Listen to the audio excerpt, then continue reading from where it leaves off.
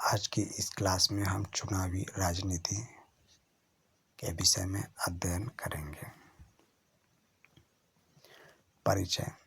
अध्याय 1 में हमने देखा कि लोकतंत्र के लिए यह न तो संभव है न ही जरूरी कि लोग सीधे शासन करें। हमारे समय में लोकतंत्र का सबसे आम स्वरूप लोगों द्वारा अपने प्रतिनिधियों के माध्यम से शासन चलाने का है। इस अध्याय में हम देखेंगे कि किसी लोकतंत्र में प्रतिनिधियों का चुनाव कैसे होता है। हम शुरुआत यह समझने से करेंगे कि लोकतंत्र में चुनाव क्यों जरूरी और उपयोगी है। हम यह भी समझने की कोशिश करेंगे कि विभिन्न दलों की चुनावी प्रतिद्वंदिता किस तरह लोगों को लाभ पहुंचाती है। फिर हम यह सवाल उठाएंगे कि किन किन चीज़ों के कारण कोई चुनाव लोकतांत्रिक होता है। इसी के सहारे हम लोकतांत्रिक और गैर लोकतांत्रिक चुनाव का अंतर समझ पाएंगे।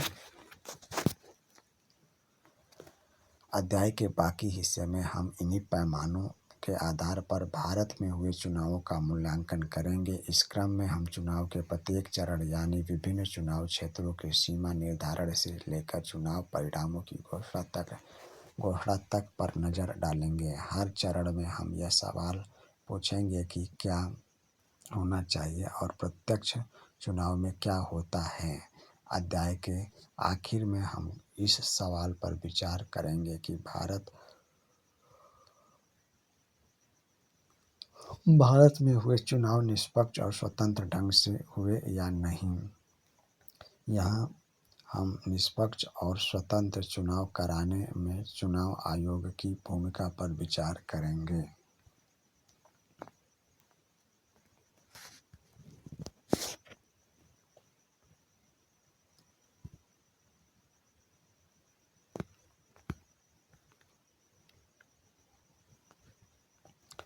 चुनाव क्यों?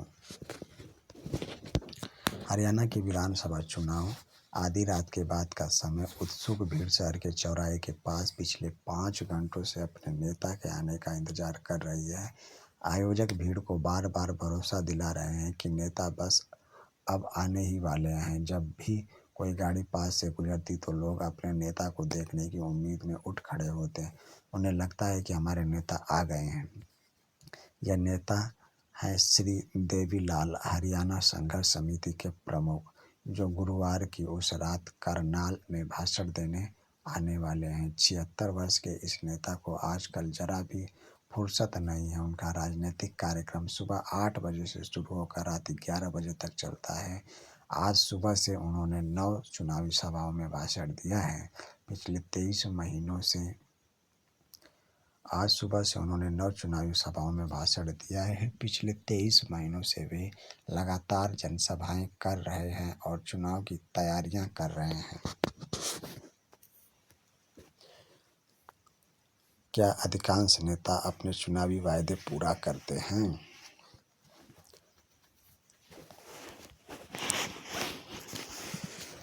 यह हरियाणा में 1987 में हुए राज्य विधानसभा चुनावों से जुड़ी एक अखबार की खबर है। राज्य में 1982 से कांग्रेस पार्टी की अगुवाई वाली सरकार थी। तब विपक्ष के एक नेता चौधरी देवीलाल ने न्याय युद्ध नामक आंदोलन का नेतृत्व किया और लोक दल नामक अपनी नई पार्टी का गठन किया। उनकी पार्टी ने चुनाव में कांग्रेस के खिलाफ अन्य विपक्षी दलों को मिलाकर एक मोर्चा बनाया। अपने चुनाव प्रचार में देवीलाल ने कहा कि अगर उनकी पार्टी चुनाव जीती तो वे किसानों और छोटे व्यापारियों के कर्ज माफ कर देंगे। उन्होंने वायदा किया कि यही उनकी सरकार का पहला काम होगा।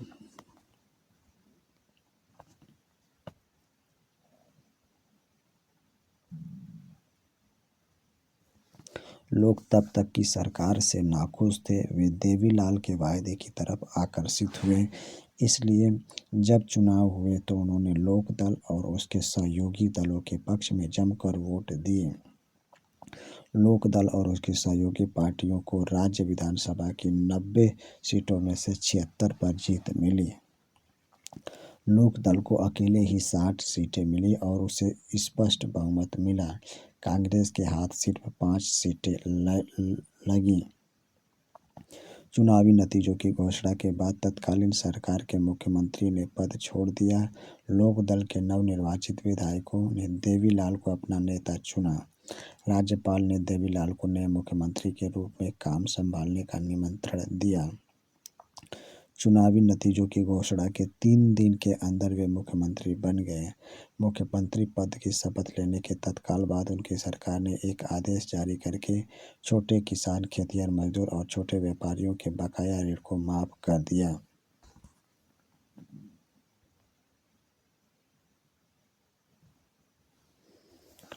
उनकी पार्टी ने राज्य में 4 वर्षों तक शासन किया। अगले चुनाव 1991 में हुए। इस बार उनकी पार्टी को लोगों का समर्थन नहीं मिला। कांग्रेस पार्टी ने चुनाव जीता और सरकार बनाई। खुद करे खुद सीखे। क्या आपको मालूम है आपके राज्य में विधानसभा के पिछले चुनाव कब हुए? आपके इलाके में पिछले 5 वर्षों में और कौन से चुनाव हुए हैं? इन चुनावों के स्तर, राष्ट्रीय विधानसभा, पंचायत वगैरह, उनके होने का समय और उसमें आपके क्षेत्र से चुने गए व्यक्ति के पद, सांसद, विधायक, पार्षद वगैरह को भी दर्ज करें।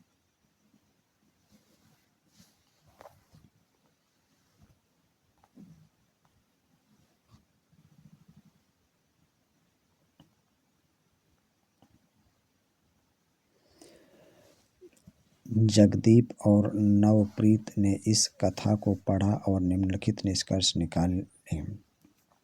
क्या आप बता सकते हैं कि इनमें कौन से निष्कर्ष सही हैं और कौन से गलत, या फिर इस कथा में दी गई सूचनाओं के आधार पर सही गलत का फैसला नहीं हो सकता है? चुनाव से सरकारी नीतियों में बदलाव हो सकता है। राज्यपाल ने देवीलाल के भाषणों से प्रभावित होकर उन्हें मुख्यमंत्री बनने का न्योता दिया। लोग हर शासक दल से नाराज रहते हैं और हर अगले चुनाव में उसके खिलाफ वोट देते हैं। चुनाव जीतने वाली पार्टी सरकार बनाती है। इस चुनाव से हरियाणा के आर्थिक विकास में काफ़ी मदद मिली। अपनी पार्टी के चुनाव हारने के बाद कांग्रेसी मुख्यमंत्री को इस्तीफा देने की जरूरत नहीं थी।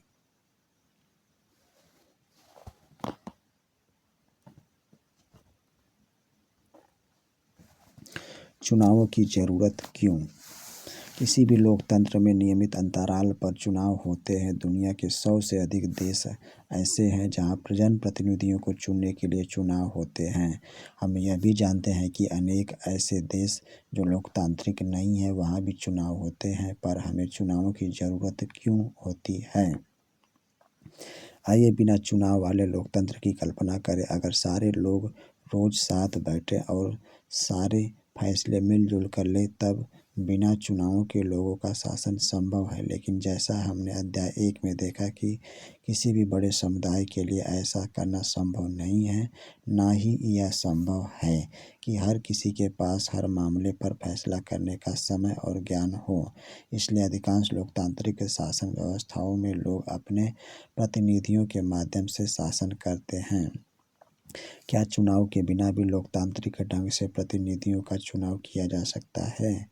आइए एक ऐसी जगह के बारे में कल्पना करें जहां प्रतिनिधियों का चुनाव उम्र और अनुभव के आधार पर किया जाता है, या ऐसी जगह की कल्पना करें जहां प्रतिनिधियों का चुनाव शिक्षा या ज्ञान के आधार पर होता हो।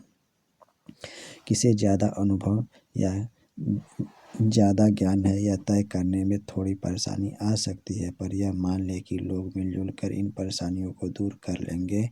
स्पष्ट है कि फिर ऐसी जगह पर चुनाव की ज़रूरत नहीं रह जाएगी। लेकिन क्या फिर हम इस व्यवस्था को लोकतंत्र कह सकते हैं? हम यह कैसे पता करेंगे कि लोगों को उनका प्रतिनिधि पसंद है या नहीं? हम यह व्यवस्था कैसे करेंगे कि प्रतिनिधि लोगों की इच्छा के अनुरूप ही शासन करें? हम इस चीज़ की व्यवस्था कैसे करेंगे कि जो प्रतिनिधि लोगों को पसंद न हो वे अपने पद पर न बने रहें? इसके लिए ऐसी व्यवस्था करने की ज़रूरत है जिससे लोग नियमित अंतराल पर अपने प्रतिनिधियों को चुन सकें और अगर इच्छा हो तो उन्हें बदल भी दें। इस व्यवस्था का नाम चुनाव है। इसलिए हमारे समय में प्रतिनिधित्व वाले लोकतंत्र में चुनाव को जरूरी माना जाता है।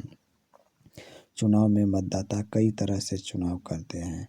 वे अपने लिए कानून बनाने वाले का चुनाव कर सकते हैं, वे सरकार बनाने और बड़े फैसले करने वाले का चुनाव कर सकते हैं, वे सरकार और उसके द्वारा बनने वाले कानूनों का दिशा निर्देश करने वाली पार्टी का चुनाव कर सकते हैं।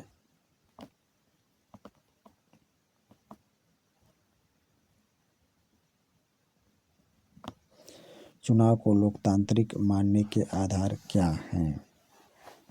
चुनाव कई तरह से हो सकते हैं। लोकतांत्रिक देशों में तो चुनाव होते ही हैं, यहाँ तक कि अधिकांश गैर लोकतांत्रिक देशों में भी किसी न किसी तरह के चुनाव होते हैं। सो चुनाव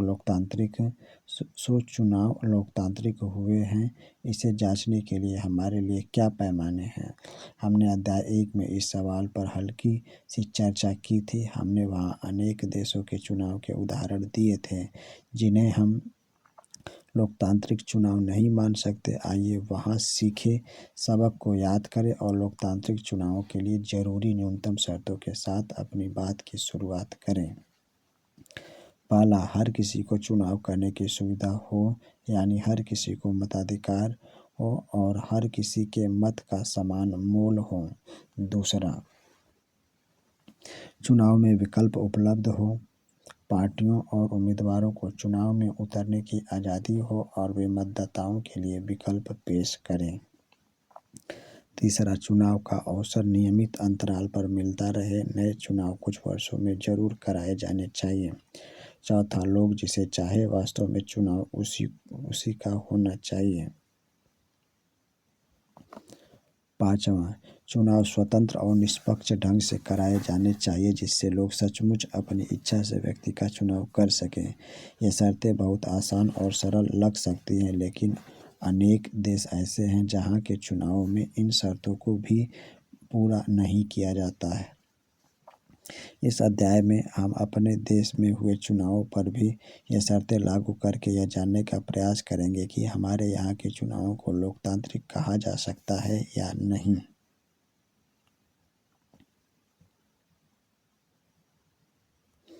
क्या राजनैतिक प्रतिद्वंदिता अच्छी चीज है? इस प्रकार हम पाते हैं कि चुनाव का मतलब राजनैतिक प्रतियोगिता या प्रतिद्वंदिता है। यह प्रतियोगिता कई तरह का रूप ले सकती है। सबसे स्पष्ट रूप है राजनीतिक पार्टियों के बीच प्रतिद्वंदिता। निर्वाचन क्षेत्रों में इसका स्वरूप उम्मीदवारों के बीच प्रतिद्वंदिता का हो जाता है। अगर प्रतिद्वंदिता नहीं रहे तो चुनाव बेमानी हो जाएंगे। लेकिन क्या राजनीतिक प्रतिद्वंदिता का होना अच्छी चीज़ है? चुनावी प्रतिद्वंदिता में कुछ स्पष्ट नुकसान दिखते हैं। इससे हर बस्ती, हर गांव, हर घर में बंटवारे जैसी स्थिति हो जाती है। आपने भी अपने इलाके में सुना होगा कि लोग पार्टी पॉलिटिक्स के फैलने की शिकायत कर रहे हैं। विभिन्न दलों के लोग और नेता अक्सर एक दूसरे के खिलाफ आरोप लगाते हैं। पार्टियां और उम्मीदवार चुनाव जीतने के लिए तरह तरह के हथकंडे अपनाते हैं। कुछ लोगों का कहना है कि चुनावी दौड़ जीतने का यह दबाव सही किस्म की दीर्घकालिक राजनीति को पनपने नहीं देता। समाज और देश की सेवा करने की चाह रखने वाले कई अच्छे लोग भी इन्हीं कारणों से चुनावी मुकाबले में नहीं उतरते। उन्हें इस मुश्किल और बेढंगी लड़ाई में उतरना अच्छा नहीं लगता। हमारे संविधान निर्माता इन समस्याओं के प्रति सचेत थे, फिर भी उन्होंने भविष्य के नेताओं के चुनाव के लिए मुक्त चुनावी मुकाबले का ही चयन किया। उन्होंने ऐसा इसलिए किया क्योंकि दीर्घकालिक रूप से यही व्यवस्था बेहतर काम करती है। एक आदर्श दुनिया में ही सभी राजनीतिक नेताओं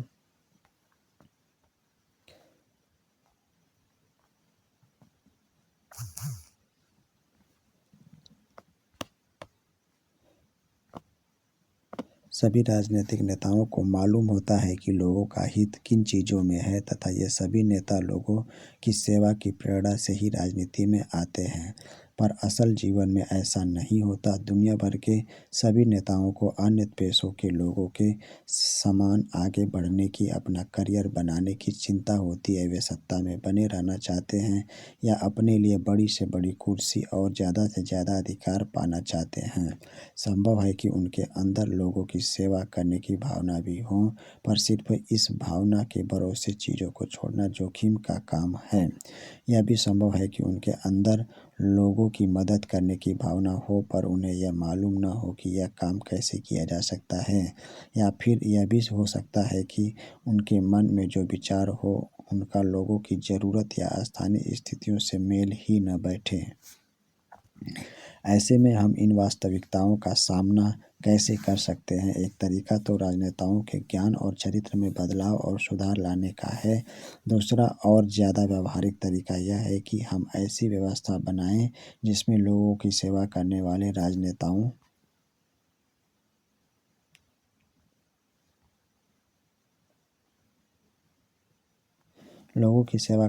राजनेताओं को पुरस्कार मिले और ऐसा न करने वालों को दंड मिले। इस पुरस्कार या दंड का फैसला कौन करता है? इसका सीधा सा जवाब है कि लोग करते हैं। चुनावी प्रतिद्वंदिता का यही अर्थ है। नियमित चुनावी मुकाबले का लाभ राजनीतिक दलों और नेताओं को मिलता है। वे जानते हैं कि अगर उन्होंने लोगों की इच्छा के अनुसार मुद्दों को उठाया तो उनकी लोकप्रियता बढ़ेगी और अगले चुनाव में उनकी जीत की संभावना भी बढ़ेगी। लेकिन यदि वे अपने कामकाज से मतदाताओं को संतुष्ट करने में असफल रहते हैं तो वे अगला चुनाव नहीं जीत सकते। इस तरह यदि कोई राजनीतिक पार्टी सिर्फ सत्ता में आने की इच्छा से ही आगे आई है तो भी उसे मजबूरन जनता की सेवा करनी होगी। कुछ कुछ इसी ढंग से बाजार काम करता है। भले ही कोई दुकानदार सिर्फ अपने फायदे की सोचता हो, उसे मजबूरन ग्राहक को अच्छा सौदा देना ही पड़ता है। अगर वह ऐसा नहीं करता तो ग्राहक दूसरी दुकान देखेगा। ठीक इसी तरह राजनीतिक मुकाबले के से संभव है कुछ भेदभाव पनपे और लोगों में आपसी मनमुटाव पैदा हो, लेकिन आखिरकार इससे राजनैतिक दल और इसके नेता लोगों की सेवा के लिए बाध्य होते हैं।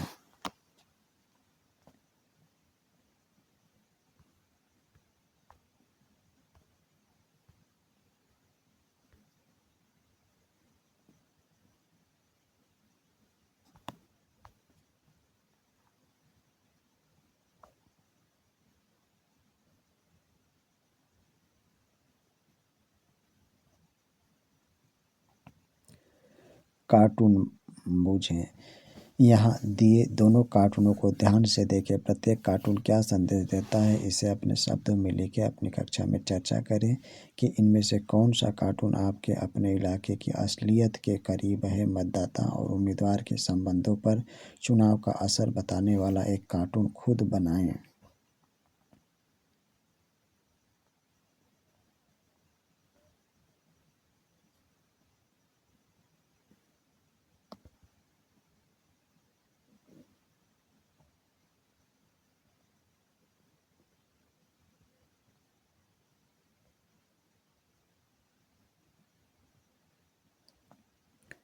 इरफान खान।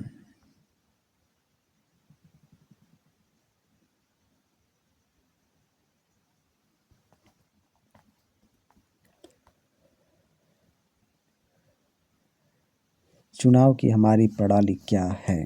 क्या हमारे देश में होने वाले चुनाव लोकतांत्रिक हैं? इस सवाल का जवाब देने के लिए आइए देखें कि भारत में चुनाव किस तरह होते हैं। हमारे यहाँ लोकसभा और विधानसभाओं के चुनाव हर 5 साल बाद होते हैं। 5 साल के बाद सभी चुने हुए प्रतिनिधियों का कार्यकाल समाप्त हो जाता है।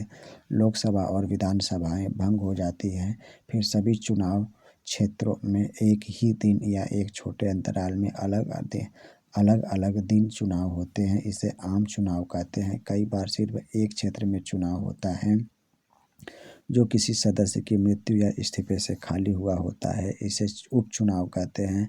इस अध्याय में हम आम चुनाव पर ही ध्यान केंद्रित करेंगे।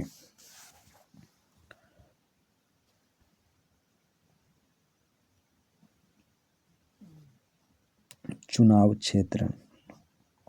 आपने पढ़ा है कि हरियाणा के लोगों ने 90 विधायकों का चुनाव किया, संभव है आपने सोचा हो कि उन्होंने ऐसा कैसे किया होगा? क्या हरियाणा का हर व्यक्ति सभी 90 विधायकों के लिए वोट देता है? शायद आपको भी मालूम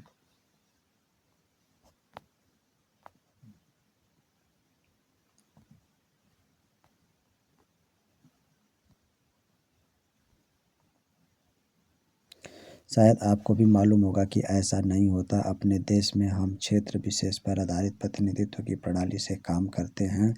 चुनाव के उद्देश्य से देश को अनेक क्षेत्रों में बांट लिया गया है। इन्हें निर्वाचन क्षेत्र कहते हैं। एक क्षेत्र में रहने वाले मतदाता अपने एक प्रतिनिधि का चुनाव करते हैं। लोकसभा चुनाव के लिए देश को 543 निर्वाचन क्षेत्रों में बांटा गया है। हर क्षेत्र से चुने गए प्रतिनिधियों को संसद सदस्य कहते हैं। लोकतांत्रिक चुनाव की एक विशेषता है हर वोट का बराबर मूल्य। इसलिए हमारे संविधान में यह व्यवस्था है कि हर चुनाव क्षेत्र में मतदाताओं की संख्या काफ़ी हद तक एक समान हो।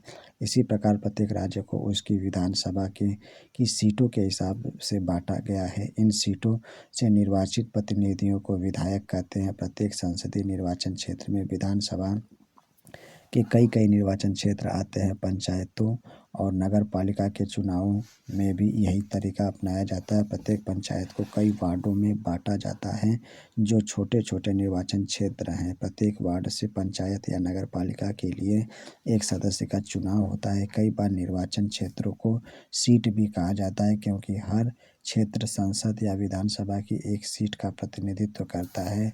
इसलिए जब हम कहते हैं कि लोक दल ने हरियाणा की 60 सीटें जीती तो इसका मतलब है कि विधानसभा के 60 निर्वाचन क्षेत्रों से लोक दल के 60 लोग जीतकर राज्य विधानसभा में पहुंचे। आरक्षित निर्वाचन क्षेत्र हमारा संविधान प्रत्येक नागरिक को अपना प्रतिनिधि चुनने और जनप्रतिनिधि के तौर पर चुने जाने का अधिकार देता है। लेकिन हमारे संविधान निर्माताओं को चिंता थी कि संभव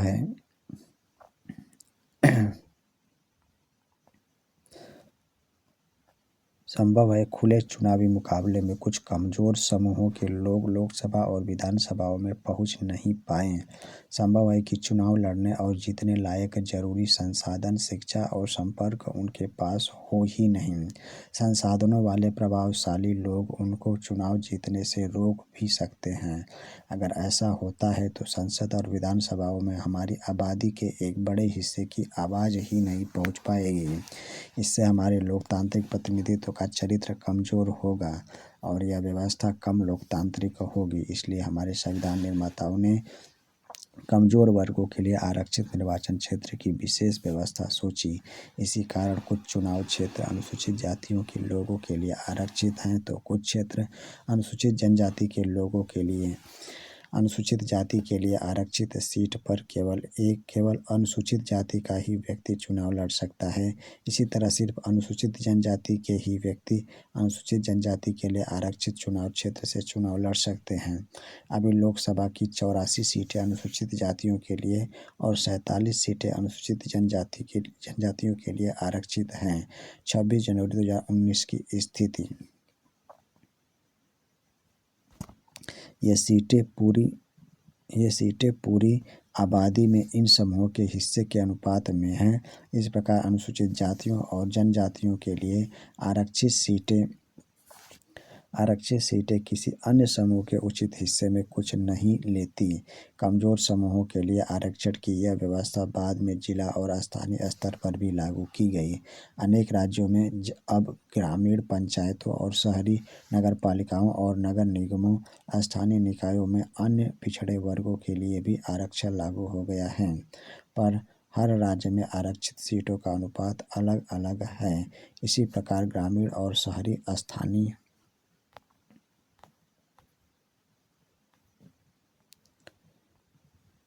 स्थानीय निकायों में 1/3 सीटें महिलाएं के लिए आरक्षित की गई हैं। मतदान सूची एक बार जब निर्वाचन क्षेत्र का फैसला हो जाता है तब यह तय किया जाता है कि कौन वोट दे सकता है कौन नहीं। इस फैसले को अंतिम दिन तक के लिए किसी के भरोसे नहीं छोड़ा जा सकता। लोकतांत्रिक चुनाव में मतदान की योग्यता रखने वालों की सूची चुनाव से काफ़ी पहले तैयार कर ली जाती है और हर किसी को दे दी जाती है। इस सूची को आधिकारिक रूप से मतदाता सूची कहते हैं।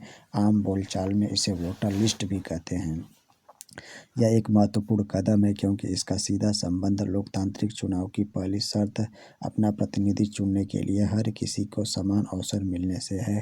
पहले हमने सार्वभौम वयस्क मताधिकार के बारे में पढ़ा था। व्यवहार में इसका मतलब है कि हर किसी को मत देने का अधिकार होना चाहिए और हर एक का मत समान मोल का होना चाहिए। जब तक ठोस कारण न हो किसी को मताधिकार से वंचित नहीं किया जाना चाहिए। अलग अलग नागरिक अनेक मामलों में एक दूसरे से भिन्न होते हैं। कोई अमीर है, कोई गरीब, कोई बहुत पढ़ा लिखा है तो कोई कम या एकदम अशिक्षित, कोई बहुत दयालु है तो कोई नहीं, पर हर कोई इंसान तो है और अपनी ज़रूरतों और विचारों के अनुरूप समाज में योगदान करता है।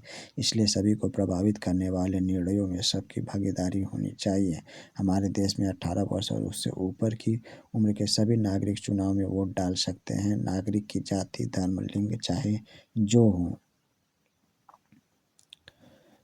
जो हो उसे मत देने का अधिकार है। अपराधियों और दिमागी असंतुलन वाले कुछ लोगों को वोट देने के अधिकार से वंचित किया जा सकता है, लेकिन ऐसा सिर्फ बेहद खास स्थितियों में ही होता है। सभी सक्षम मतदाताओं का नाम मतदाता सूची में हो यह व्यवस्था करना सरकार की जिम्मेदारी है। चूँकि हर अगले चुनाव में नए लोग मतदाता बनने की उम्र तक आ जाते हैं, इसलिए हर चुनाव से पूर्व मतदाता सूची को सुधारा जाता है। जो लोग इस इलाके से बाहर चले जाते हैं या जिनकी मौत हो जाती है उनके नाम इस सूची से काट दिए जाते हैं। हर 5 वर्ष में मतदाता सूची का पूर्ण नवीनीकरण किया जाता है। ऐसा मतदाता सूची को एकदम ताज़ा रखने के लिए किया जाता है। पिछले कुछ वर्षों से चुनावों में फोटो पहचान पत्र की नई व्यवस्था लागू की गई है। सरकार ने मतदाता सूची में दर्ज सभी लोगों को यह कार्ड देने की कोशिश की है। वोट देने जाते समय मतदाता को यह पहचान पत्र साथ रखना होता है जिससे किसी एक का वोट कोई दूसरा न डाल दे। पर मतदान के लिए यह कार्ड अभी तक अनिवार्य नहीं हुआ है।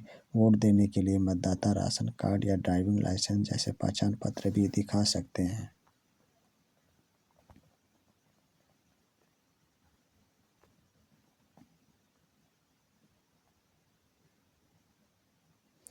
उम्मीदवारों का नामांकन। हमने ऊपर देखा कि लोकतांत्रिक चुनावों में लोगों के पास वास्तविक विकल्प होना चाहिए। यह तभी होगा जब किसी के भी चुनाव लड़ने पर लगभग किसी किस्म की बंदिश न हो।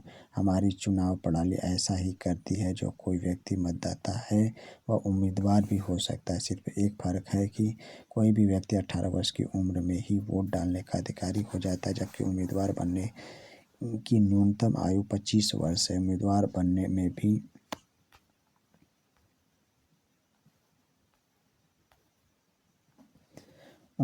बनने में भी अपराधियों वगैरह पर रोक है, लेकिन यह पाबंदी भी बहुत ही कम मामलों में लागू होती है। राजनीतिक दल अपने उम्मीदवार मनोनीत करते हैं जिन्हें पार्टी का चुनाव चिन्ह और समर्थन मिलता है। पार्टी के मनोनयन को बोलचाल की भाषा में टिकट कहते हैं। चुनाव लड़ने के इच्छुक हर एक उम्मीदवार को एक नामांकन पत्र भरना पड़ता है और कुछ रकम जमानत के रूप में जमा करानी पड़ती है। हाल में सर्वोच्च न्यायालय के निर्देश पर उम्मीदवारों से एक घोषणा पत्र भरवाने की नई प्रणाली भी शुरू हुई है। अब हर उम्मीदवार को अपने बारे में कुछ ब्यौरे देते हुए वैधानिक घोषणा करनी होती है। प्रत्येक उम्मीदवार को इन मामलों के सारे विवरण देने होते हैं। उम्मीदवार के खिलाफ चल रहे गंभीर आपराधिक मामले, उम्मीदवार और उसके परिवार के सदस्यों की संपत्ति और देनदारियों का ब्यौरा, उम्मीदवार की शैक्षिक योग्यता।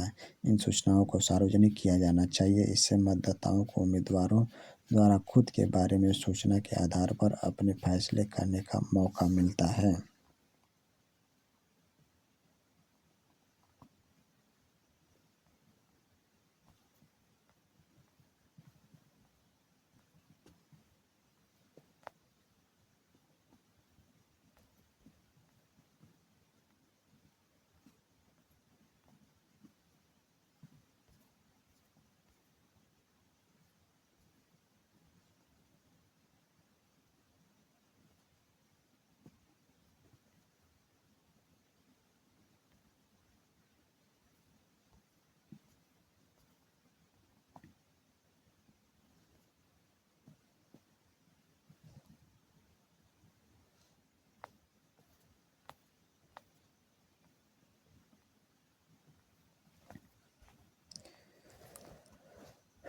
चुनाव अभियान।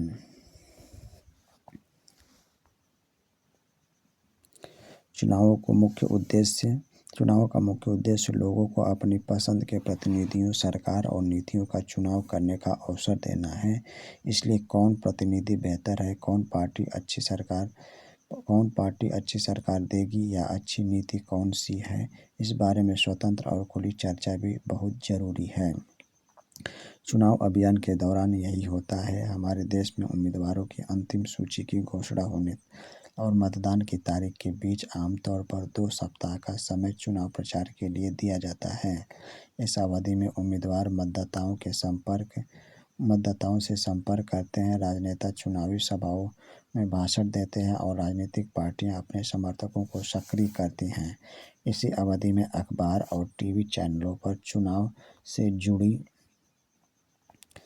खबरें और बहसें भी होती हैं। पर असल में चुनाव अभियान सिर्फ 2 हफ्ते नहीं चलता। राजनीतिक दल चुनाव होने के महीनों पहले से इसकी तैयारियां शुरू कर देते हैं। चुनाव अभियान के दौरान राजनीतिक पार्टियां लोगों का ध्यान कुछ बड़े मुद्दों पर केंद्रित कराना चाहती हैं। वे लोगों को इन मुद्दों पर आकर्षित करती हैं और अपनी पार्टी के पक्ष में वोट देने को कहती हैं। आइए विभिन्न चुनावों में विभिन्न दलों द्वारा उठाए गए कुछ सफल नारों पर गौर करें। इंदिरा गांधी के नेतृत्व वाली कांग्रेस पार्टी ने 1971 के लोकसभा चुनाव में गरीबी हटाओ का नारा दिया था। पार्टी ने वायदा किया कि वह सरकार की सारी नीतियों में बदलाव करके सबसे पहले देश से गरीबी हटाएगी। 1977 में हुए लोकसभा चुनाव में जयप्रकाश नारायण के नेतृत्व में जनता पार्टी ने नारा दिया, लोकतंत्र बचाओ। पार्टी ने आपातकाल के दौरान हुई ज्यादतियों को समाप्त करने और नागरिक आज़ादी को बहाल करने का वायदा किया। वामपंथी दलों ने 1977 में हुए पश्चिम बंगाल विधानसभा चुनाव में जमीन जोतने वाले को का नारा दिया था। 1983 के आंध्र प्रदेश के विधानसभा चुनाव में तेलुगु देशम पार्टी के नेता एन.टी. रामाराव ने तेलुगु स्वाभिमान का नारा दिया था। लोकतंत्र में राजनीतिक दलों और उम्मीदवारों को अपनी मर्जी के मुताबिक चुनाव प्रचार करने के लिए आज़ाद छोड़ देना ही सबसे अच्छा होता है, पर सभी दलों को उचित और समान अवसर मिले, इसके लिए कई बार कुछ दखल देना जरूरी होता है। चुनाव के कानूनों के अनुसार कोई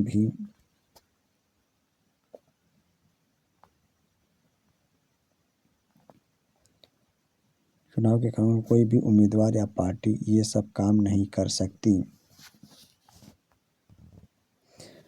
मतदाता को प्रलोभन देना, घूस देना या धमकी देना, उनसे जाति या धर्म के नाम पर वोट मांगना, चुनाव अभियान में सरकारी संसाधनों का इस्तेमाल करना, लोकसभा चुनाव में एक निर्वाचन क्षेत्र में 25 लाख या विधानसभा चुनाव में 10 लाख रुपए से ज़्यादा खर्च करना, अगर वे इनमें से किसी भी मामले में दोषी पाए गए। लोकसभा चुनाव में एक निर्वाचन क्षेत्र में 25 लाख या विधानसभा चुनाव में 10 लाख रुपए से ज़्यादा खर्च करना, अगर वे इनमें से किसी भी मामले में दोषी पाए गए तो चुने जाने के बावजूद उनका चुनाव रद्द घोषित हो सकता है। इन कानूनों के अलावा हमारे देश की सभी राजनीतिक पार्टियों ने चुनाव प्रचार की आदर्श आचार संहिता को भी स्वीकार किया है।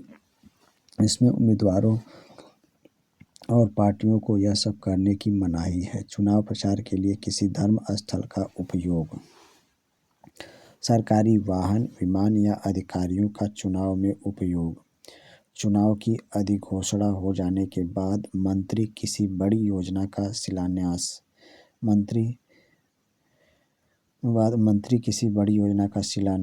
बड़े नीतिगत फैसले या लोगों को सुविधाएं देने वाले वायदे नहीं कर सकते।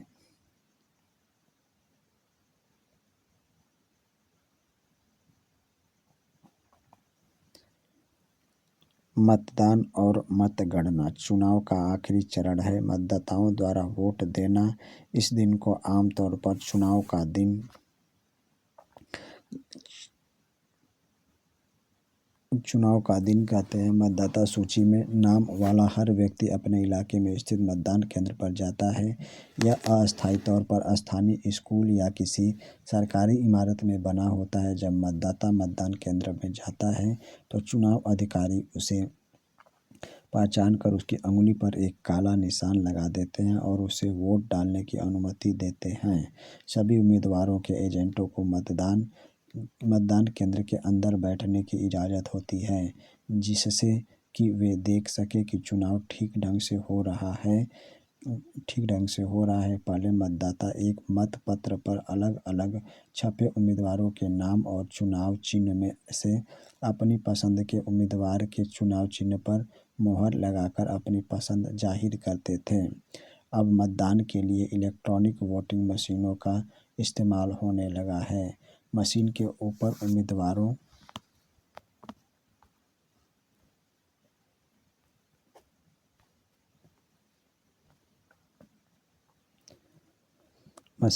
उम्मीदवारों के नाम और उनके चुनाव चिन्ह बने होते हैं। निर्दलीय उम्मीदवारों को भी चुनाव अधिकारी चुनाव चिन्ह देते हैं। मतदान को जिस उम्मीदवार को वोट देना होता है उसके चुनाव चिन्ह के आगे बने बटन को एक बार दबा भर देना होता है। मतदान हो जाने के बाद सभी वोटिंग मशीनों को सील बंद करके एक सुरक्षित जगह पर पहुंचा दिया जाता है। फिर एक तय तारीख पर एक चुनाव क्षेत्र की सभी मशीनों को एक साथ खोला जाता है और मतों की गिनती की जाती है। वहाँ सभी दलों के एजेंट रहते हैं, जिससे मतगणना का काम निष्पक्ष ढंग से हो सके। किसी चुनाव क्षेत्र में सबसे ज़्यादा मत पाने वाले उम्मीदवार को विजयी घोषित किया जाता है। आम चुनाव में अमूमन सभी निर्वाचन क्षेत्रों में मतगणना एक ही तारीख पर होती है। टीवी चैनल, रेडियो और अखबारों के लिए यह बहुत बड़ा अवसर होता है और वे इसकी खबरें पूरे विस्तार से देते हैं। कुछ घंटों की गिनती में ही सारे परिणाम मालूम हो जाते हैं और यह स्पष्ट हो जाता है कि कौन अगली सरकार बनाने जा रहा है।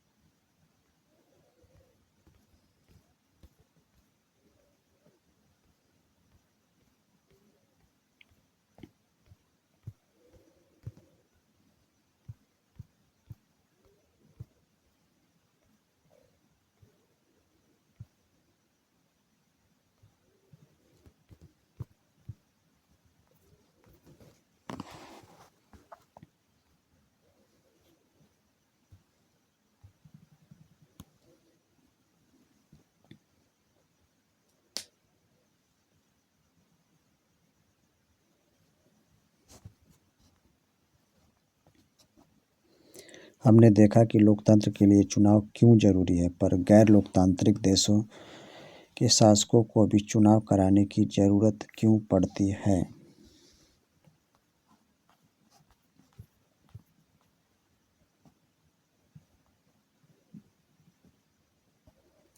यहाँ दिए गए दोनों कार्टूनों को ध्यान से देखें। प्रत्येक कार्टून क्या संदेश देता है, इसे अपने शब्दों में लिखें।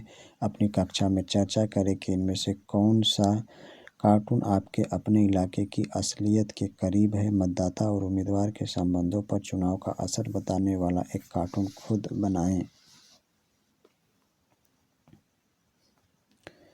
गुलबर्गा संसदीय क्षेत्र।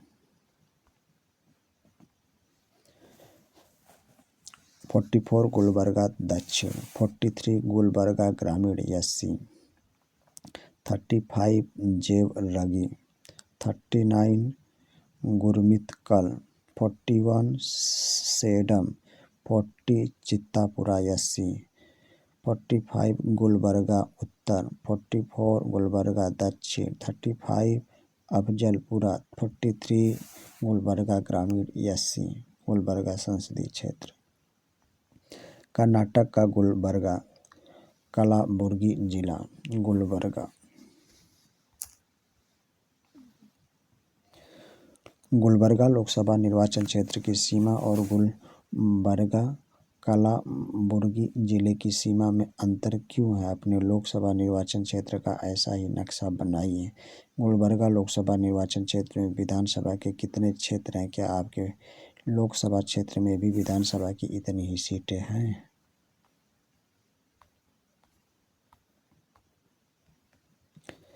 क्या आप जानते हो कि पंचायतों की तरह ही संसद और विधानसभाओं में भी वर्ष 2023 में 1/3 सीटें महिलाओं के लिए आरक्षित की गई हैं? नारी शक्ति वंदन अधिनियम 2023, महिला आरक्षण अधिनियम 2023।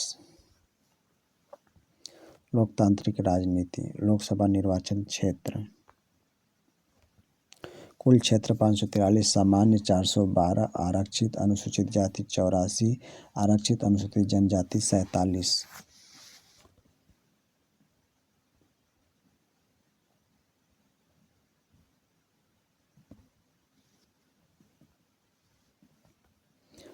ऊपर दिए गए नक्शे को देखिए और निम्नलिखित सवालों का जवाब दीजिए। आपके राज्य और इसके दो पड़ोसी राज्य में लोकसभा निर्वाचन क्षेत्रों की संख्या कितनी है? किन किन राज्यों में लोकसभा के 30 से ज़्यादा निर्वाचन क्षेत्र हैं? कुछ राज्यों में निर्वाचन क्षेत्रों की संख्या ज़्यादा क्यों है? कुछ निर्वाचन क्षेत्र इलाके के हिसाब से छोटे हैं और कुछ बहुत बड़े क्यों?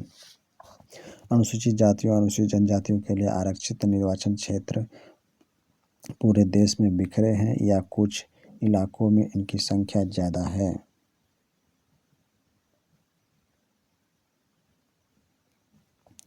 निर्वाचन क्षेत्र, राज्य निर्वाचन क्षेत्र। आंध्र प्रदेश 25, अरुणाचल प्रदेश 2, असम 14, बिहार 40, छत्तीसगढ़ 11, गोवा 2, गुजरात 26, हरियाणा 10, हिमाचल प्रदेश 4, झारखंड 14, कर्नाटक 28, केरल 20, मध्य प्रदेश 29, महाराष्ट्र 48, मणिपुर 2, मेघालय 2, मिजोरम 1, नागालैंड 1, उड़ीसा 21, पंजाब 13, राजस्थान 25, सिक्किम 1, तमिलनाडु 39, तेलंगाना 17, त्रिपुरा 2, उत्तर प्रदेश 80, उत्तराखंड 5, पश्चिम बंगाल 42, केंद्र शासित प्रदेश अंडमान एवं निकोबार द्वीप समूह 1, चंडीगढ़ 1, दादरा एवं नगर हवेली 1, दमन और दीव 1, दिल्ली 7, जम्मू और कश्मीर 5, लद्दाख 1, लक्षद्वीप 1, पुदुचेरी 1।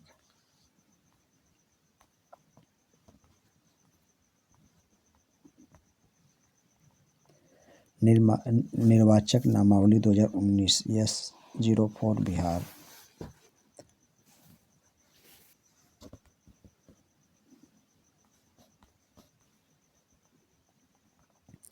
उम्मीदवारों की शैक्षिक योग्यता।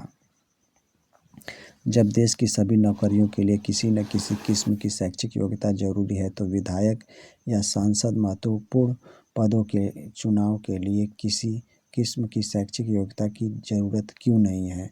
सभी तरह के काम सिर्फ शैक्षिक योग्यता के आधार पर नहीं होते। जैसे भारतीय क्रिकेट टीम में चुनाव के लिए डिग्री की नहीं, अच्छा क्रिकेट खेलने की योग्यता जरूरी है। इसी प्रकार विधायक या सांसद की सबसे बड़ी योग्यता यह है कि वह अपने क्षेत्र के लोगों की समस्याओं को समझे, उनकी चिंताओं को समझे और उनके हितों का प्रतिनिधित्व करे। वे यह काम कर रहे हैं या नहीं, इसकी परीक्षा उनके लाखों वोटर 5 साल तक रोज लेते हैं। अगर शिक्षा या डिग्री की प्रासंगिकता हो भी तो यह जिम्मा लोगों पर छोड़ देना चाहिए कि वे शैक्षिक योग्यता को कितना महत्व देते हैं। हमारे देश में शैक्षिक योग्यता की शर्त लगाना एक अन्य कारण से भी लोकतंत्र की मूल भावना के खिलाफ होगा। इसका मतलब होगा देश के अधिकांश लोगों को चुनाव लड़ने के मौलिक अधिकार से वंचित करना। जैसे यदि उम्मीदवारों के लिए BA, BCom या BSc की स्नातक डिग्री को भी अनिवार्य किया गया तो 90% से ज़्यादा नागरिक चुनाव लड़ने के अयोग्य हो जाएंगे। उम्मीदवारों को अपनी संपत्ति का ब्यौरा देने की जरूरत क्यों होती है? भारत की चुनाव प्रणाली की कुछ विशेषताएं और कुछ सिद्धांत दिए गए हैं, इनके सही जोड़े बनाएं। सार्वभौमिक वयस्क मताधिकार, 18 वर्षों से ऊपर के सभी को मताधिकार, कमजोर वर्गों को प्रतिनिधित्व, अनुसूचित जातियों और जनजातियों के लिए सीटों का आरक्षण, खुली राजनीतिक प्रतिद्वंदिता,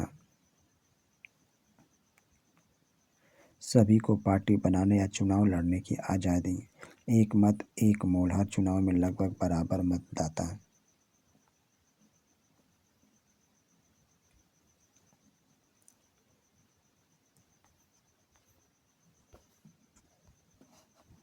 VVPAT, Vikas sending is believing the voter verifiable paper audit trail. VVPAT machine allows you to see a printed slip for 7 seconds showing the serial number, name and symbol of your chosen candidate. It allows you to verify and confirm that your vote has gone to the candidates of your choice. Verify, confirm, satisfy. Election Commission of India. Verify your vote. You can view it for 7 seconds.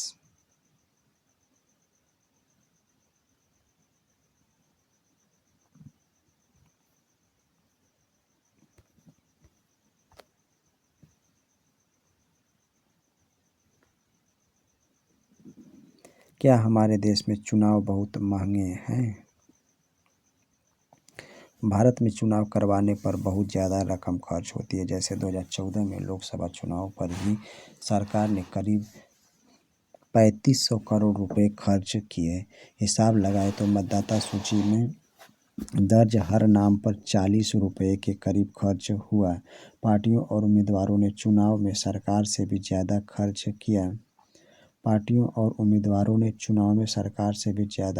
किया। मोटे अनुमान के अनुसार सरकार, पार्टियों और उम्मीदवारों का कुल खर्च करीब 30,000 करोड़ रुपया हुआ होगा, अर्थात प्रति मतदाता करीब 500 रुपया। कुछ लोग कहते हैं कि चुनाव हमारी जनता पर, खास कर गरीब लोगों पर एक बोझ है और मुल्क हर 5 साल पर चुनाव कराने का बोझ नहीं उठा सकता। आइए इस खर्च की तुलना कुछ अन्य खर्चों से करें।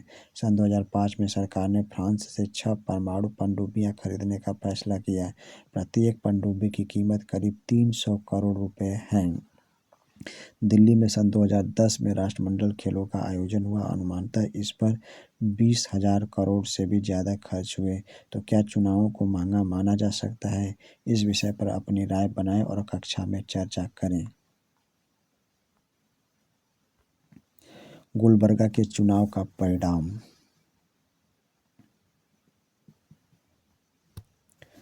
आइए एक बार फिर गुलबर्गा के उदाहरण पर गौर करें। सन 2014 में यहाँ कुल 8 उम्मीदवारों ने चुनाव लड़ा था। यहाँ के मतदाताओं की संख्या 17.21 लाख थी। इनमें 9.98 लाख लोगों ने अपने मताधिकार का प्रयोग किया। कांग्रेस पार्टी के उम्मीदवार मल्लिकार्जुन खड़गे को 5.07 लाख वोट मिले। यह कुल पड़े मतों का 50.82% था, लेकिन बाकी किसी भी उम्मीदवार से ज़्यादा वोट पाने के कारण उन्हें गुलबर्गा संसदीय क्षेत्र से सांसद निर्वाचित घोषित किया गया। गुलबर्गा लोकसभा निर्वाचन क्षेत्र 2014 का परिणाम।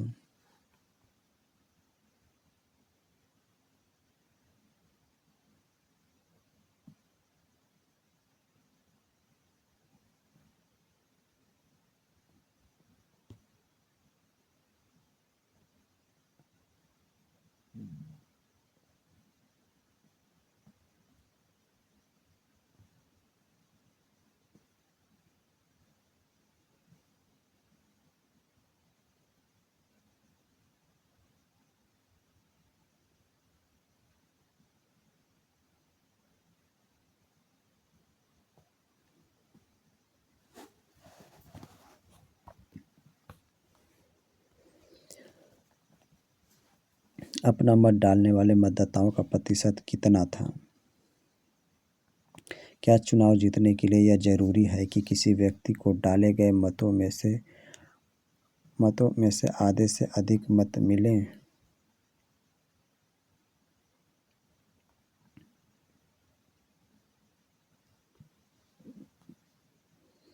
इनमें कौन सा आदर्श चुनाव संहिता का उल्लंघन है, कौन सा नहीं? मतदान की तारीख से पहले मंत्री द्वारा अपने निर्वाचन क्षेत्र के लिए नई रेलगाड़ी को हरी झंडी दिखाकर रवाना करना। एक उम्मीदवार ने वायदा किया कि चुने जाने पर वह अपने निर्वाचन क्षेत्र में नई रेलगाड़ी चलवाएगा। एक उम्मीदवार के समर्थकों द्वारा मतदाताओं को एक मंदिर में ले जाकर उनसे उसी उम्मीदवार को वोट देने की शपथ दिलाना। किसी उम्मीदवार के समर्थकों द्वारा झुग्गी बस्ती में वोट के वायदे लेकर कंबल बांटना।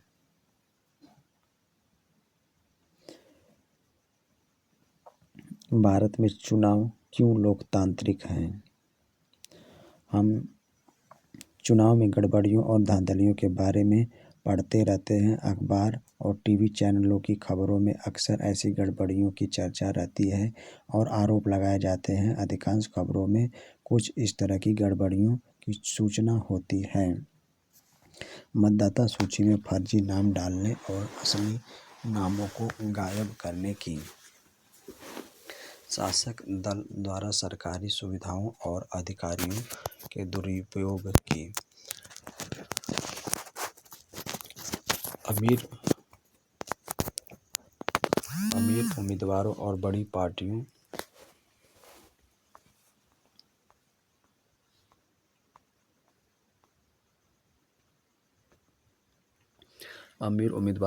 पार्टियों द्वारा बड़े पैमाने पर धन खर्च करने की, मतदान के दिन चुनावी धांधली, मतदाताओं को डराना और फर्जी मतदान करना। इनमें से अनेक खबरें सही होती हैं। ऐसी खबरों को पढ़ने या टीवी पर देखते हुए हमें दुख होता है, पर सौभाग्य से ये गड़बड़ियाँ इतने बड़े पैमाने पर नहीं होती कि चुनाव के उद्देश्य को ही नकार दें। इस परिप्रेक्ष्य में अगर एक एक करके सवाल उठाएं तो यह बात ज़्यादा स्पष्ट हो जाती है। क्या कोई पार्टी बिना जन समर्थन के सिर्फ चुनावी धांधलियों के सहारे चुनाव जीतकर सत्ता में आ सकती है? यह एक महत्वपूर्ण सवाल है। आइए इस सवाल के विभिन्न पहलुओं पर सावधानी से गौर करें। चुनाव निष्पक्ष हुए हैं या नहीं, इसे जांचने का एक सरल तरीका है यह देखना कि उनका संचालन कौन करता है। क्या चुनाव कराने वाले लोग सरकार से स्वतंत्र हैं या फिर सरकार या शासक पार्टी उन पर दबाव और प्रभाव बनाती है? क्या उनके पास स्वतंत्र और निष्पक्ष चुनाव कराने की शक्ति है? क्या वे इन शक्तियों का वास्तव में प्रयोग करते हैं? हमारे देश के लिए इन सवालों का जवाब काफ़ी हद तक सकारात्मक है। हमारे देश में चुनाव एक स्वतंत्र और बहुत ताकतवर चुनाव आयोग द्वारा करवाए जाते हैं। इसे न्यायपालिका के समान ही आज़ादी प्राप्त है। मुख्य निर्वाचन आयुक्त की नियुक्ति भारत के राष्ट्रपति करते हैं। एक बार नियुक्त हो जाने के बाद निर्वाचन आयुक्त राष्ट्रपति या सरकार के प्रति जवाबदेह नहीं रहता। अगर शासक पार्टी या सरकार को चुनाव आयोग पसंद न हो तब भी मुख्य निर्वाचन आयुक्त को हटा पाना लगभग असंभव है।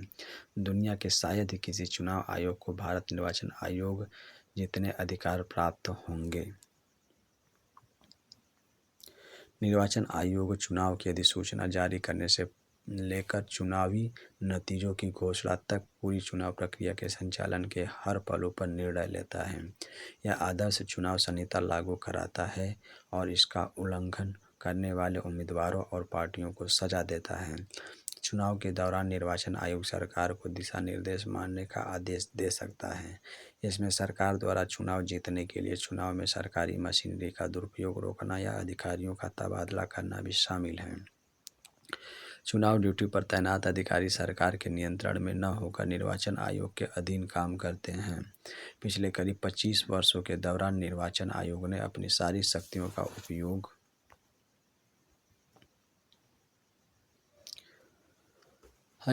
उपयोग शुरू किया है, साथ ही उसने अपनी शक्तियों में विस्तार भी किया है। अब यह आम बात हो गई है कि निर्वाचन आयोग सरकार और प्रशासन को उनके गलतियों के लिए फटकार लगाए। अगर चुनाव अधिकारियों को लगता है कि कुछ मतदान केंद्रों पर या पूरे चुनाव क्षेत्र में मतदान ठीक ढंग से नहीं हुआ है तो वे वहां फिर से मतदान का आदेश देते हैं। अक्सर शासक दलों को निर्वाचन आयोग के कामकाज से परेशानी होती है, लेकिन उन्हें निर्वाचन आयोग के आदेश मानने होते हैं। अगर निर्वाचन आयोग स्वतंत्र और शक्तिशाली नहीं होता तो यह संभव न था।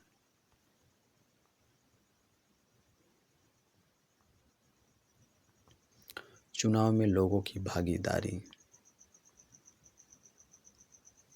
चुनावी प्रक्रिया की गुणवत्ता को जांचने का एक और तरीका यह देखना है कि इसमें लोग उत्साह से भागीदारी करते हैं या नहीं। अगर चुनाव प्रक्रिया स्वतंत्र और निष्पक्ष नहीं होगी तो लोग इसमें भागीदारी करना जारी नहीं रखेंगे। अब इन लेखाचित्रों को पढ़िए और भारतीय चुनाव में लोगों की भागीदारी के बारे में कुछ निष्कर्ष निकालिए। भारत और ब्रिटेन में मतदाता का प्रतिशत।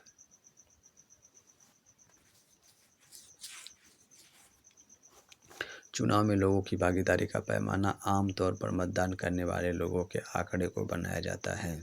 मतदान की योग्यता रखने वाले कितने प्रतिशत लोगों ने असल में मतदान किया, यह हिसाब लगाना मुश्किल नहीं है। पिछले 50 वर्षों में यूरोप और उत्तरी अमेरिका के लोकतांत्रिक देशों में मतदान का प्रतिशत गिरा है।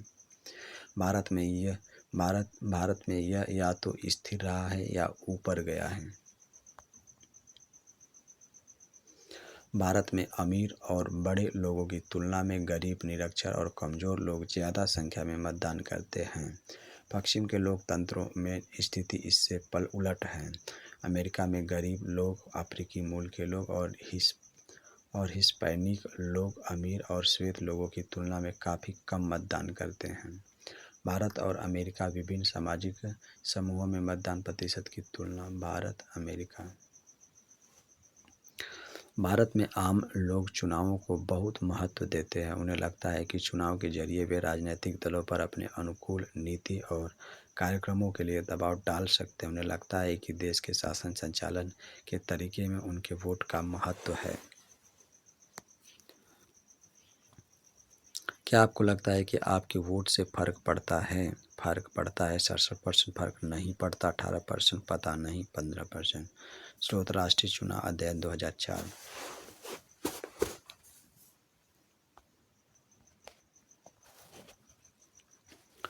साल दर साल चुनाव से संबंधित गतिविधियों में लोगों की सक्रियता बढ़ती जा रही है। 2004 के चुनाव में 1/3 से ज़्यादा मतदाताओं ने चुनाव अभियान वाली गतिविधियों में किसी न किसी तरह की भागीदारी की। आधे से ज़्यादा लोगों ने खुद को किसी न किसी दल के नज़दीक बताया। प्रत्येक 7 मतदाताओं में से एक व्यक्ति किसी न किसी राजनीतिक दल का सदस्य था।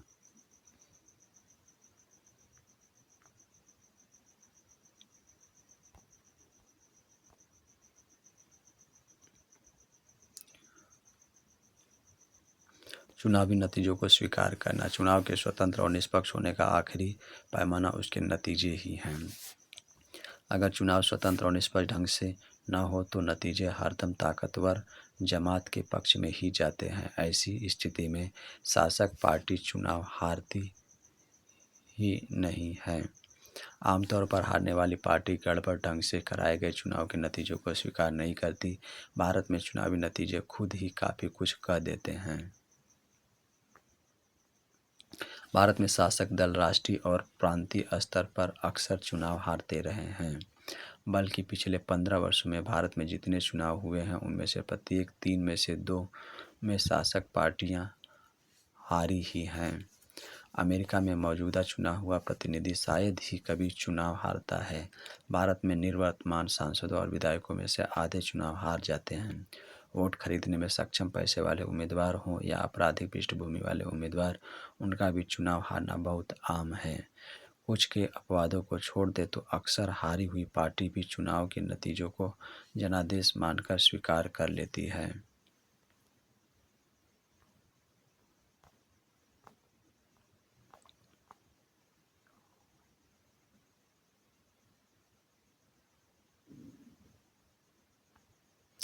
स्वतंत्र और निष्पक्ष चुनाव की चुनौतियां।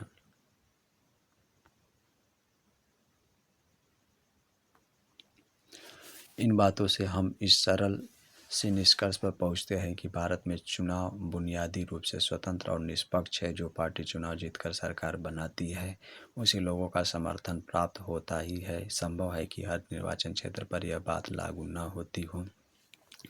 कुछ उम्मीदवार पैसों के जोर पर या गलत तरीकों से जीते हो सकते हैं, पर चुनाव का कुल नतीजा अभी भी लोगों की इच्छा को ही बताता है। पिछले 50 वर्षों में हमारे देश में इस सामान्य नियम के थोड़े बहुत अपवाद हैं। और यही चीज़ भारतीय चुनाव प्रणाली को लोकतांत्रिक बनाती है। पर जब आप थोड़े ज़्यादा गंभीर मसलों पर गौर करके कुछ सवाल उठाएंगे तो तस्वीर थोड़ी अलग लगेगी। क्या लोग पूरी समझदारी और सारी चीज़ें जानकर फैसले करते हैं? क्या मतदाताओं के पास सचमुच स्वास्थ्य विकल्प उपलब्ध होते हैं? क्या चुनाव मैदान सबको बराबरी का अवसर देता है? क्या कोई सामान्य नागरिक चुनाव जीतने की कल्पना भी कर सकता है? इस तरह के सवाल भारतीय चुनाव व्यवस्था की सीमाओं और चुनौतियों की ओर हमारा ध्यान दिलाते हैं। ये कुछ ऐसे ही मुद्दे हैं। ज़्यादा रुपए पैसे वाले उम्मीदवार और पार्टियां गलत तरीके से चुनाव जीत ही जाएंगे यह कहना मुश्किल है, पर उनकी स्थिति दूसरों से ज़्यादा मजबूत रहती है। देश के कुछ इलाकों में आपराधिक पृष्ठभूमि और संबंधों वाले उम्मीदवार दूसरों को चुनाव मैदान से बाहर करने और बड़ी पार्टियों के टिकट पाने में सफल होने लगे हैं। अलग अलग पार्टियों में कुछ के परिवारों का जोर है और उनके रिश्तेदार आसानी से टिकट पा जाते हैं। अक्सर आम आदमी के लिए चुनाव में कोई ढंग का विकल्प नहीं होता, क्योंकि दोनों प्रमुख पार्टियों की नीतियां और व्यवहार कमोबेश एक से होते हैं। बड़ी पार्टियों की तुलना में छोटे दलों और निर्दलीय उम्मीदवारों को कई तरह की परेशानियां उठानी पड़ती हैं। ये चुनौतियां भारत की ही नहीं हैं, कई स्थापित लोकतंत्रों की भी यही स्थिति है।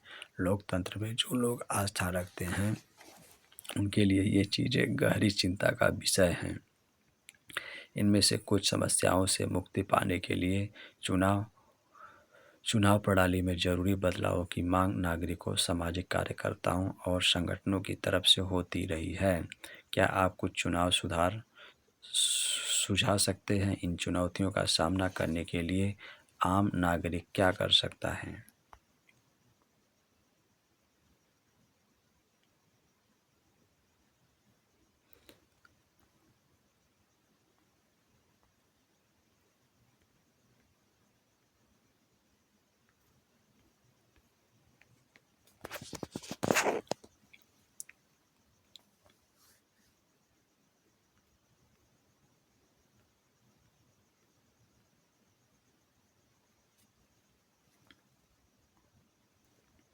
भारत निर्वाचन आयोग के बारे में अधिक जानकारी के लिए https://kci.gov.in। चुनाव आयोग के पास इतनी शक्ति क्यों है? क्या यह लोकतंत्र के लिए अच्छा है?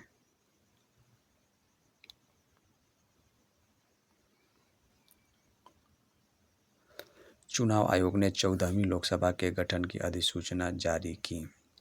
बिहार के चुनाव में मतदान के लिए फोटो पहचान पत्र अनिवार्य। चुनाव आयोग ने चुनाव खर्च पर नकेल कसी। चुनाव आयोग का एक और गुजरात दौरा, चुनावी तैयारियों का जायजा लिया। चुनाव आयोग ने गृह मंत्रालय के चुनाव सुधार संबंधी सुझाव नकारे। चुनाव के गुप्त खर्च पर चुनाव आयोग की नज़र। उच्च न्यायालय ने चुनाव आयोग से अपराधी नेताओं पर रोक लगाने को कहा। चुनाव आयोग को हरियाणा के नए पुलिस प्रमुख की नियुक्ति स्वीकार। चुनाव आयोग ने 398 मतदान केंद्रों पर फिर से वोट डालने के आदेश दिए। राजनीतिक विज्ञापनों पर सेंसर का अधिकार हो चुनाव आयोग। एग्जिट पोल पर प्रतिबंध लगाने की फिलहाल कोई योजना नहीं। चुनाव आयोग। इन सुर्खियों को ध्यान से पढ़िए और पहचानिए कि स्वतंत्र और निष्पक्ष चुनाव के लिए चुनाव आयोग किन शक्तियों का प्रयोग कर रहा है। भारत और ब्रिटेन में मतदान का प्रतिशत 56, 58, 62, 60, 66, 76, 72, 59, 66। भारत और अमेरिका में विभिन्न सामाजिक समूहों में मतदान की प्रतिशत।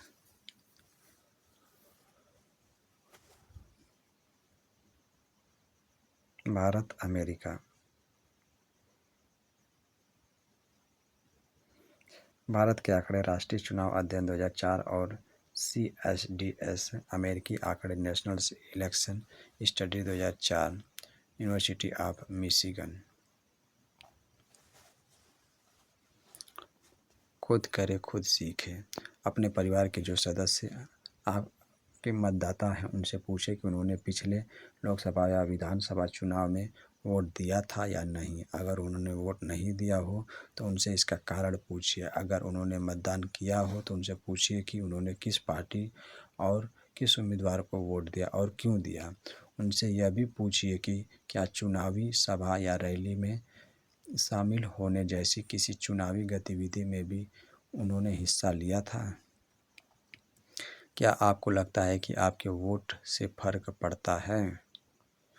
भारत में चुनाव से संबंधित किसी भी गतिविधि में भाग लेने वालों का प्रतिशत। राष्ट्रीय चुनाव अध्ययन 2004 CDS चुनाव वर्ष 1996 में 8%, 53%, 21%, 32%। Press conference. यह कहने की क्या ज़रूरत थी कि हमने अपने योग्य और जीतने वाले रिश्तेदारों को ही टिकट दिया है।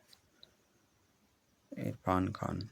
इस कार्टून में एक नेताजी को संवाददाता सम्मेलन से बाहर आते हुए दिखाया गया है और वे भाई भतीजावाद के पक्ष में बोल रहे हैं। क्या भाई भतीजावाद कुछ राज्यों और पार्टियों तक ही सीमित है? चुनावी अभियान शीर्षक वाला यह कार्टून लातीनी अमेरिका के संदर्भ में बना था। क्या यह भारत और अन्य लोकतांत्रिक देशों पर भी लागू होता है?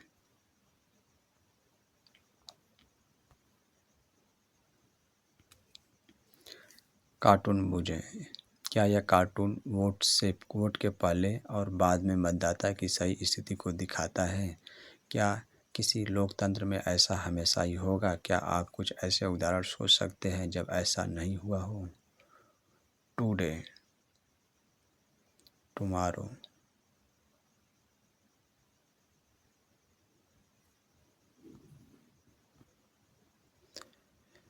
ये भारतीय चुनावों के बारे में तथ्य हैं। इनमें से प्रत्येक पर टिप्पणी करके यह बताइए कि ये चीज़ें हमारी चुनाव प्रणाली की शक्ति को बढ़ाती हैं या कमजोरी को। 16वीं लोकसभा में महिला सदस्यों की संख्या 12% ही है। चुनाव कब हों इस बारे में अक्सर चुनाव आयोग सरकार की नहीं सुनता। 16वीं लोकसभा के 440 से अधिक सदस्यों की संपत्ति 1 करोड़ से भी अधिक है। चुनाव हारने के बाद एक मुख्यमंत्री ने कहा, मुझे जनादेश मंजूर है।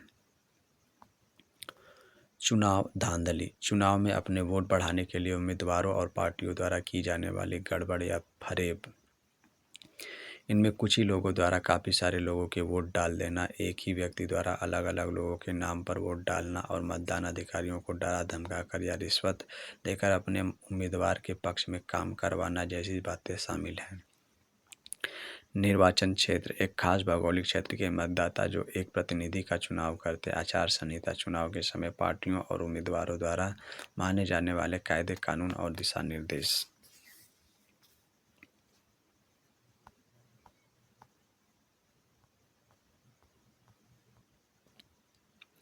राष्ट्रीय मतदाता दिवस प्रतिज्ञा।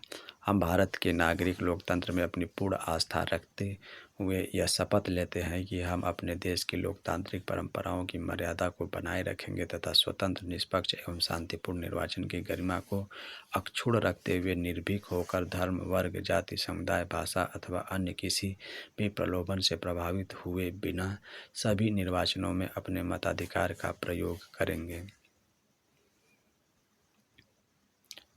इस क्लास के आज का अध्याय यही समाप्त होता है। धन्यवाद।